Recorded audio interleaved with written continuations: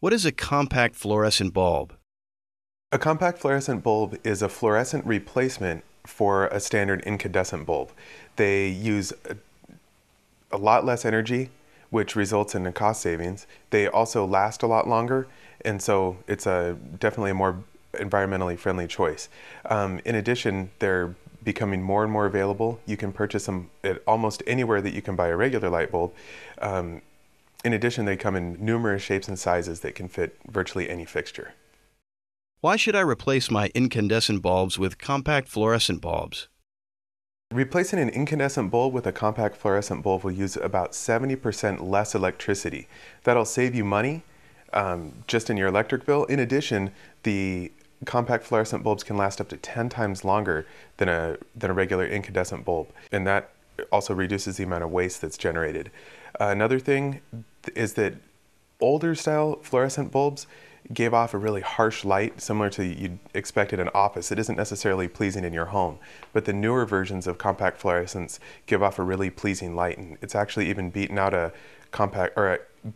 an incandescent bulb in real-world tests of what people really enjoy as far as the lighting that they like. How can dimmer switches and motion sensors help save the environment and save me money? Dimmer switches and motion sensors will reduce your electrical usage, but it's probably not the best option, because even though a dimmer switch will reduce the electricity going to a light, a better option is to replace that light bulb with one that uses less energy overall. And a motion sensor may turn on a light and leave it on even after you leave the room, so it might be a better option might even be just to turn the light on and off immediately as you need it.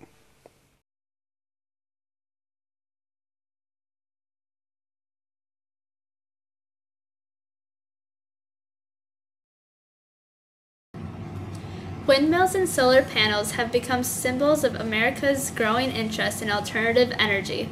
Congress has been debating new rules to restrict carbon dioxide emissions to promote electricity produced from renewable sources.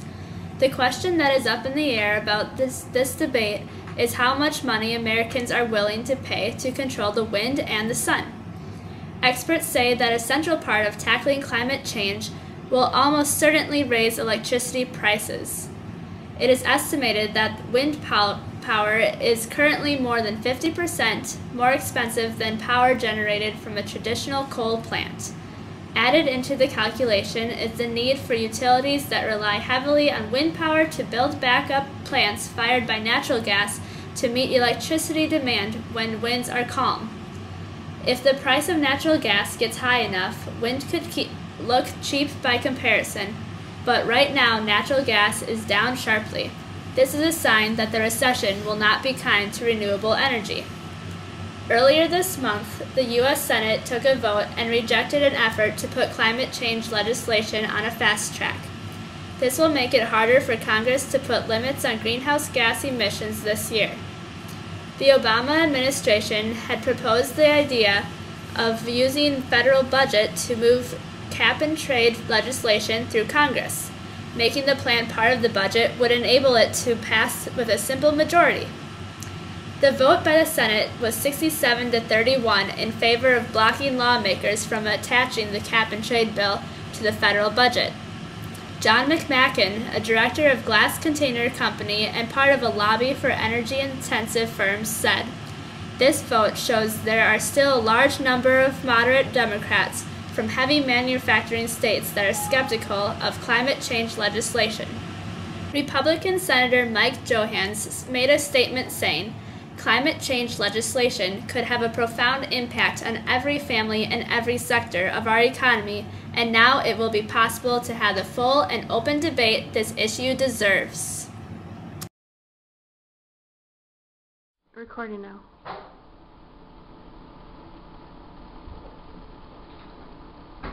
What am I going to do with all these bottles? I'll tell you what you're going to do with them. Take them, throw them in the garbage. You're darn right it is. It's not a problem for anybody. Just the environment. Alright. Alright, Mr. Green. Do you know what you just did? when you throw away these bottles, much like every other American, every hour, 250,000 bottles, plastic ones, are thrown away. Many of them are not recycled, which is bad, because it takes about 2 times more energy to burn them up in the landfill than opposed to recycle. And when you recycle, you get to reuse the bottles. So instead of putting them in the garbage, put them in a recycling container. It's really good. And also, plastics kill about 1 million aquatic life animals a year. Would you like to kill flounder? No, I love flowers. How about Patrick the starfish? Starfish. Or turtle? My favorite animal. You're killing them each year when you throw your plastic bottles away in the garbage or in the water accidentally, because just dropping them on the ground, they go into water. Recycling is good, everybody. Okay. I didn't know that. I want to save the sea creatures. I see you're recycling. It's a good time. Hi, I'm Mr. Green. This is what I like to call a Brita filter water system. Courtesy of Brita, ladies and gentlemen. You see, you put your tap water in here, and then the filter, which is replaced every 3 months, filters the water so it's nice, clean, refreshing, and always cold because you can keep it in your fridge. Nice, clean, cold water at the flick. Cool. That's a good idea. I'll remember that. It's also a lot less expensive than buying a lot of bottled water. Nice cold water. Enjoy.